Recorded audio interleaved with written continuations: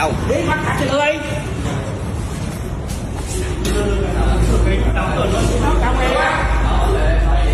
không lấy vậy không lấy không có gì đó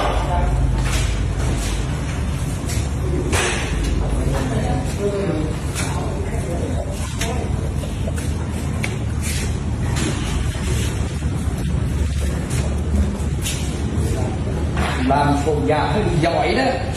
Không biết liên quan của em, không biết liên quan cái này là chứ đâu có liên quan gì đó. Ông kia đâu rồi, mẹ cái câu biết tôi em là bị hại, em không liên quan đến đâu.